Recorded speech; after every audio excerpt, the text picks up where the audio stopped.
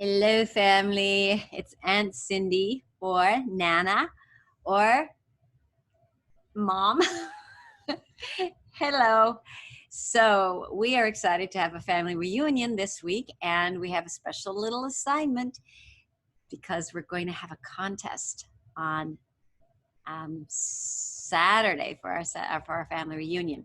So, this story is going to help you with that. So, please watch it. Okay, I'm going to put it on screen share here. Okay. Let me get rid of this. So this is called Snips from the Past, Wendell Nephi Christensen. This is Grandpa Chris's history. And as we come down here, we see our genealogy, but we're not going to spend a lot of time there. And then we also see that we want to thank Rosalie Christensen, Deborah Dupree, Lindsay Morton, who I think was the artist, who was the illustrator, and Julie Pierce for their contribution in making this book. And I think Deborah Dupree is the one who wrote these stories. So thank you. It was Christmas Eve. The Calvin Christensen family had just put up their Christmas tree and all the elegant decorations. Rex, the older brother, was munching on gingerbread cookies in the living room while Dawn and Lloyd were hanging the stockings by the fireplace. Cleo, the oldest daughter, was fixing breakfast in the kitchen with her mother. In front of the fireplace that warmed their home, Sport, the dog, had sprawled himself on the soft rug to keep himself warm. So you can see this is a Christmas tree with all these decorations, and there's Dawn, Cleo, Lloyd, and you see that right there. That's Juanita, Calvin, and that's Rex. And then this is Grandpa when he was a boy, and I think he looks a lot like Nate from Wendy's family. And then there's Aunt Joan. There's Grandpa when he's 82. So here's the picture. So this is going to be the doctor. This is Juanita. This is Grandpa Chris's mother. This is Grandpa Chris's baby, and I bet that's probably Cleo right there. All of a sudden, Cleo ran into the living room. "Call the doctor quick," she cried. "Mom's having a baby." Dr. Madsen drove to their home in a few hours. Later, Wendell Nephi Christensen was born. So Grandpa was actually born in his own home. He didn't go to a hospital to that time. That's kind of cool. Wendell's dad, Calvin, was so excited. He called his brother Merlin, who only had girls, just like Grandpa ended up having, and said, "Guess what? If you bring a blanket and a quarter, I'll sell you this boy." So already, Grandpa was going to be sold for a quarter. Can you believe that? Merlin laughed. He knew his brother Calvin was joking, but excited to have a new baby boy. And look at this is Grandpa Chris's dad. His name is Calvin Christensen. So he was the one that was going to sell Grandpa for a quarter to his brother, Merlin. Here's his Grandpa's mom. That's Juanita. And that's Juanita looking out the window. As Wendell grew up in Mount Pleasant, Utah, Sanpete County, like all other young boys, playing outside with his brothers and friends was his favorite thing to do. His mom, Juanita, would watch him carefully from the window, playing kick the can, run sheep run, hide and seek, and making sure the ball didn't hit the window when they threw it over the house, playing ante-eye over, which was one of our favorite games when we were kids. You can see they're outside. She's looking out the window. Sport, the dog, couldn't wait to join in the fun. Out the door he would run, eager to play fetch and catch with the boys. When all were tired, they would rest on the back porch, Sport snuggling close to Wendell.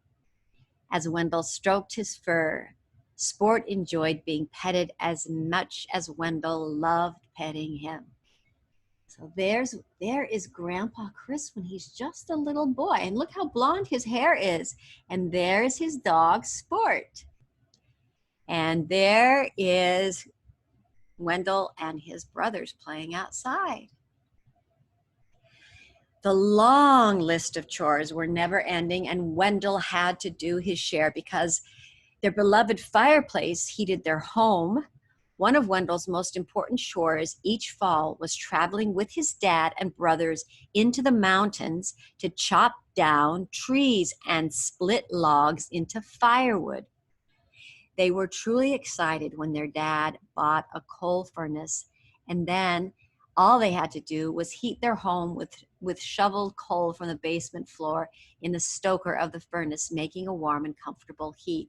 And see, there's Wendell chopping wood. And look at how happy. This must be Grandpa. So happy. Grandpa, great Grandpa Chris, really happy that he's chopping wood. And now you see, like, this is what they used to use for heat, coal, and they would put it in a coal burning furnace like that. Can you believe that? In the spring, when the wheat and their accompanying weeds began to grow, Wendell and his brothers knew Grandpa Nephi Christensen would be calling.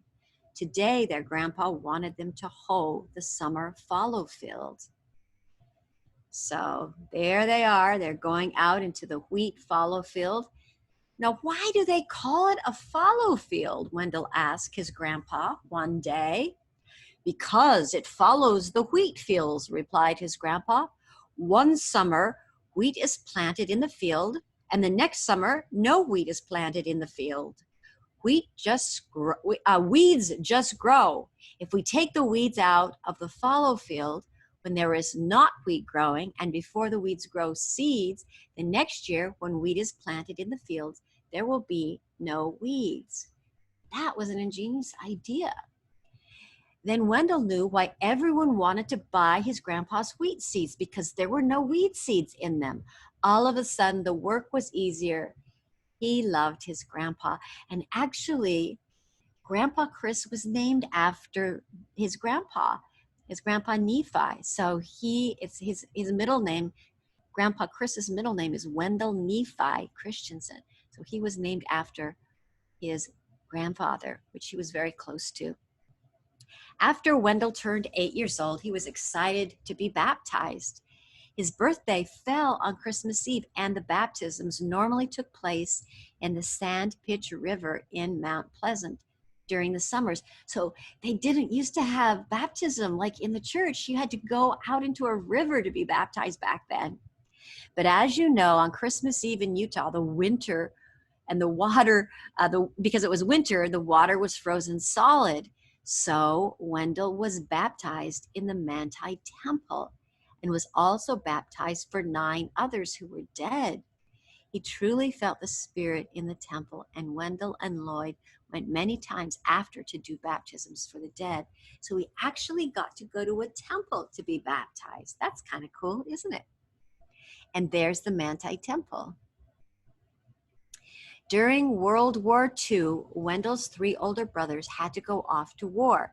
So 14-year-old Wendell had to milk the cow, feed the pigs, chickens, horses, and sheep all by himself every morning and night, even before he went to school. One day, he was very tired and hungry. He remembered the candy bars at the grocery store, and he knew that 1 egg could buy one. Quick as a wink, he ran to the hen house, snatched an egg, and dashed off to the grocery store. The candy bar melted in his mouth as he licked the chocolate. Can you believe that back then you could buy a candy bar with an egg? That is so cool, isn't it? 6:30 in the morning came early. Wendell, it's time to milk the cows, his mother would call, acting as his alarm clock. Quickly, he got out of bed. Now notice how he quickly got out of bed. Wasn't he a good son? I think so. Quickly, he got out of bed, dressed, and headed for the barn. The pigs and the chicken were happy to see him, his buckets bulging with food. They gathered around as he poured the food into the troughs. Picking up the pitchfork, he tossed hay to the horses and gave some to the cow just before milking her. Wendell had a trick to keep the cow from stepping into the milk bucket. Oh, this is a good one. He would put his head in her flank, so as she raised her leg to move, he could pull the bucket away and then put it back to continue the milking. He did this so many times, he became expert at it. Wendell carried the full bucket of milk into the kitchen. So look at that cow. Can you believe that he's milking a cow every single morning? What if that was your chore every morning to go and milk a cow? Would you like that? That's kind of cool, isn't it? Thanks, his mom said when he brought the milk in. It will be ready to be churned into butter when you come home from school. Now, that was because the cream would rise to the top during the day, and it would be added to yesterday's cream. Wendell dashed home from school to churn the cream. Churning the cream brought memories of sweet butter melting on hot bread. Their Jersey cow made the sweetest butter because it had the best butter fat rating in the area. Round and round he turned the crank. 20 minutes later, with a tired arm, the butter was ready. I wonder if you guys could make butter. You could ask your mom if you can make some butter. It's kind of fun. Wow, said his mother, we have enough to take to the store and trade for canned peas or sardines. Wendell licked his lips, ready for the hot bread and butter. They would have a fine dinner tonight. And that's the churn right there. And I guess that's what the butter looked like when it was all done. Now look at this picture. This one looks pretty interesting. I wonder what that is. And I wonder what that is. And I wonder what that is. Monday was laundry day. And today is Monday. Every Monday, out came the hand crank washing machine. So can you believe this was a washing machine? They had to hand crank it. You can see that's what this is right there. Wendell, his mother would call, it's cranking time. Wendell came quickly. He knew it was his turn to crank the washing machine. 4 loads later, the clothes were clean and hanging on the line to dry. So there's his mom hanging them on the line to dry. And I really don't know exactly what that is, but that's cool. Wendell's father, Calvin, worked for the Metropolitan Life Insurance Company. He was gone quite a bit, traveling to several cities in San Pete County each week to pick up premiums. One day, Wendell's dad came home with a very sad look on his face. What's wrong, Dad? Wendell asked. The sad news is we are going to have to move because I no longer have a job in Mount Pleasant, his dad replied. What do you mean you don't have a job? Wendell wondered. Calvin sat down by his son. And there they are. Looks like he's very worried, both of them. And Wendell look how kind of sad he looks. But they are by the fireplace with some other firewood. And look, there's Wendell about that age. And don't you think he looks like Nate? I think he looks a lot like Nate. And he kind of looks like Uncle Philip. Do you remember when we talked about the start of World War I? Yes, Wendell replied. Well, gas has been rationed so much because of the war, I am not able to get the gas to travel to all those places I need to go to collect money for the insurance. So your mom and I have decided to move to Provo. I can get another job there. Wendell was silent. He understood. He knew what he had to do. Even though it was hard to leave his childhood home and friends, he had no idea of the blessings this move would bring him. I don't know if any of you have had to move away from your friends, but it's not easy, is it? And Grandpa had to do that. And so the move was made. 12-year-old Wendell found himself having a great time playing trombone in the Dixon Junior High. He was in the band and taking a shop class from Alfred Swenson. Now, Alfred Swenson is a name I want you to remember for later, okay? Little did he know that because of this, there was a big surprise in store for him. And here is Grandpa's junior high in Provo, Utah. And Alfred Swenson taught the music and the shop there for many years. And it says that all four of Vida and Alfred's children, Rosalie, Gordon, Kay, and Arlene, spent junior high years at this very same school. Now, Rosalie happens to be Grandma. Okay, it's getting interesting now. This apartment was the store that Calvin Christensen owned, where Wendell worked, called Christensen Food Market. So this became Christensen Food Market. Now here's Grandpa. Now he's becoming a teenager. Isn't he handsome? Money was so scarce that Wendell took a paper route to earn spending money. He would hurry home from school to ride his bike from house to house, dropping rolled up newspapers neatly on each porch. I don't know if any of you have done that before. I know that Uncle Philip did that. I don't know if any of you ever have delivered newspapers. It's not an easy job. You wake up every single morning really early to deliver them. When he began high school, his dad needed him to work in the family grocery store they had built. Wendell was excited about this. Oh my goodness, look at this is the grocery store. Okay, Dad, I'm here. What do you need me to do? He asked. Everything, his dad replied, especially being a butcher. I can't hire anyone else. Meat is in such short supply because of World War II. So there was a whole war going on, and it made it so that a lot of food it was really hard to get some of that food. Wendell rolled up his sleeves and went to work, which took up his evenings and weekends. He became so good at running a store, he was able to get other jobs at O.P. Skaggs and Ream's grocery stores, which helped him pay for college. So you can see that already Grandpa was learning a lot of skills. Remember the surprise we talked about earlier? Well, one snowy day, as a senior in high school, Wendell was riding his bike home from Provo High School with his trombone laying across the handlebars. Splat! Something hit him on the side of the head. And look at that. Look at his face. And look at her face. Guess who that is? That's Grandma. That's Grandma Chris. What was that?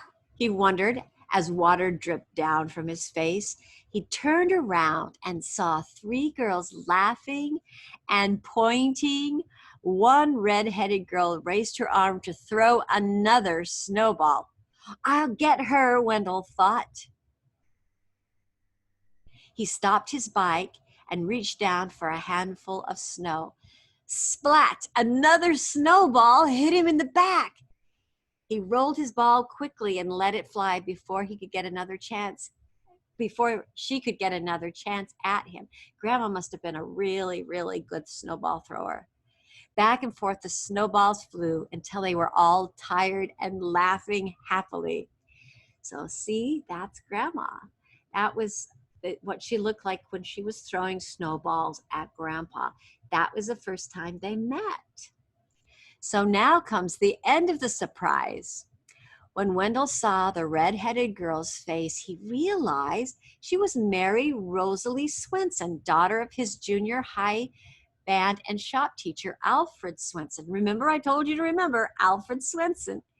Little did she know, little did he know or she know that Alfred Swenson would soon become his father-in-law.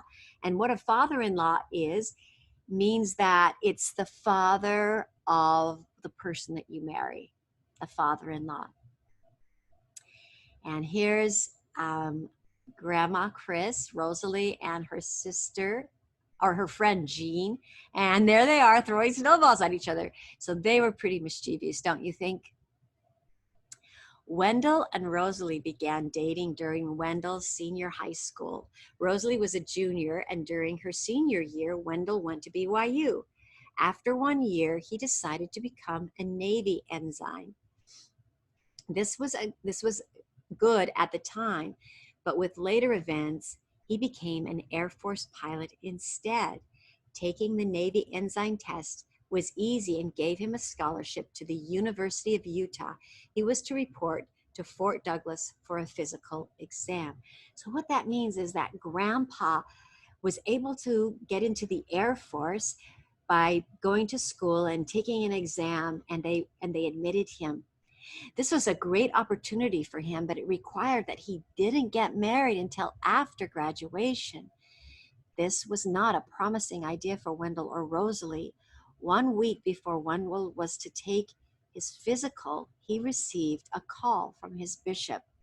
So you can see there's Grandpa and Grandma, and this is when they're falling in love and they're in high school and they're having such a great time with each other. But then something's going to happen to separate them for now. The bishop said, Wendell, I would like to meet with you in my office tomorrow. Can you be there? Of course, I'll be there, Wendell replied, wondering what this was all about. The next day, Wendell cautiously entered the church building and knocked at the bishop's door. The bishop opened the door quickly. Hello, Wendell. I'm so glad you came. Wendell quietly sat down on the chair across from the bishop's desk. He seems like he's a little nervous. Wendell, the bishop started, you know that because of the war, this is a time that not all young men are asked to serve missions. Yes, Wendell replied. Well, as a bishopric, we have prayed and the Lord told us that you are to serve a mission.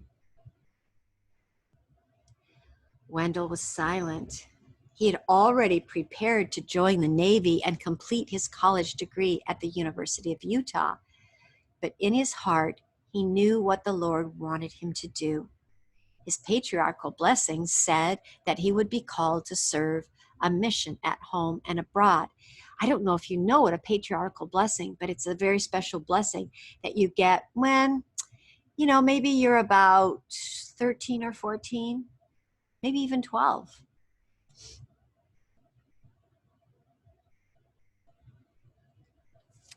He accepted the mission call and prepared to go to the Northern California mission, the same mission where his brother Rex had served.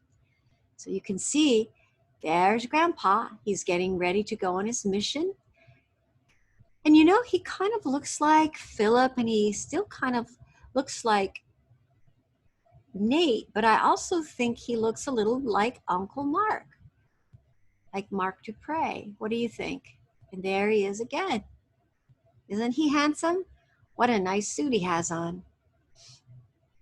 Wendell was excited for his 2-year mission.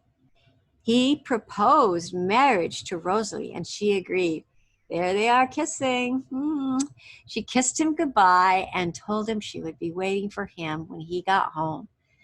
This was a great support for him, but he still had one problem. Now, this is something we haven't talked about yet, but Grandpa stuttered very badly when under pressure and wondered what effect that would have on his mission. Do you know what stuttering means? It means that sometimes you can't say a word because you just keep repeating it. So it would be like, he stuttered very, very badly when under pressure, and wondered what effect it would have had on his mission. So that's what it means to stutter, is because it's really hard to talk and get all the words out. And there he is. Doesn't he look handsome with his smiling? So he was wondering how he would do, but something very magical and a miracle was about to happen.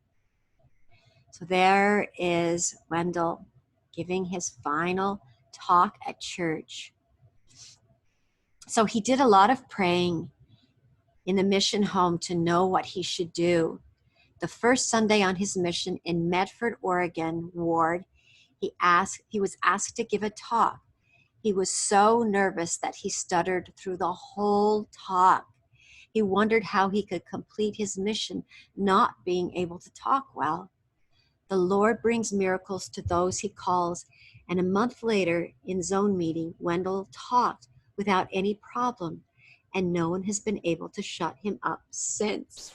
That's what Grandpa would always say. So there he is talking, and he's not stuttering anymore. So that was really a miracle, wasn't it? 2 years went by quickly. The Korean War had begun, and life seemed different when he got home. He came home the first Saturday in October of 1951. Rosalie and his parents met him at the bus depot. Rosalie was expecting a great big hug and a kiss because she'd been waiting for 2 years for him. But that didn't happen. Wendell was faithful, and because he hadn't been released from his mission yet, all Rosalie got was a timid handshake. Maybe he was a little shy after not seeing her for 2 years. So there they are. He's just giving her a handshake instead of a kiss. But after being released on Sunday, Rosalie was relieved to get that long-awaited kiss. On Monday, Wendell registered for BYU. Because of the Korean War, he was also required to register for the military, and he joined the BYU Air Force ROTC, which is Reserve Training Corps. And eventually, he became a pilot.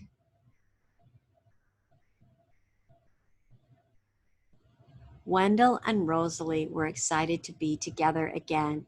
They talked about marriage plans. Looks like they're eating cheesecake. To Rosalie's surprise, Wendell said he was not ready to get married right now because he'd seen so many problems with married couples on his mission. So Rosalie was disappointed, but she knew that somehow everything would work out all right, that somehow took place when they went, and that somehow took place when they went to General Conference in Salt Lake together. And after the first session, he took her to Walgreens for lunch. Wendell ordered his favorite dessert, lemon meringue pie. So that's not cheesecake. That's Grandpa's favorite dessert, lemon meringue pie. So Grandpa changed his mind. He decided he wanted to get married.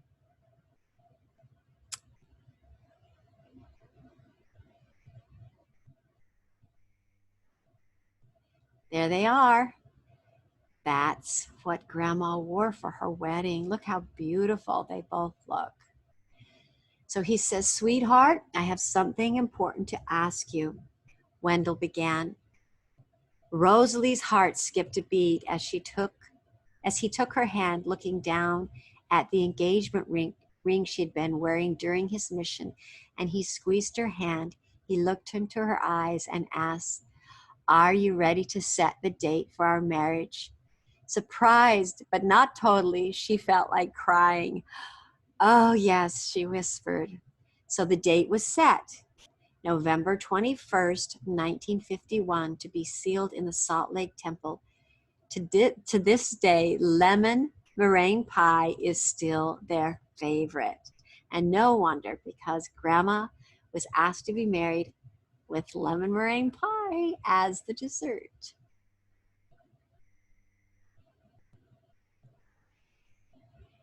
So this is the end of the story, but these are just some certificates. So this is Wendell Nephi Christensen. So that is either your great-grandfather or your grandfather. He was born December 24th, 1929. This is his graduation from junior high school and his graduation from Provo High School. And there he is, right there. And then he graduated from Brigham Young University in May of 1954, and he got married November 21st, 1951. So you might jot down those dates because they might be questions that come up. I will go through it one more time. Grandpa was born the 24th of December, 1929. He graduated May 24th in 1945 from junior high school.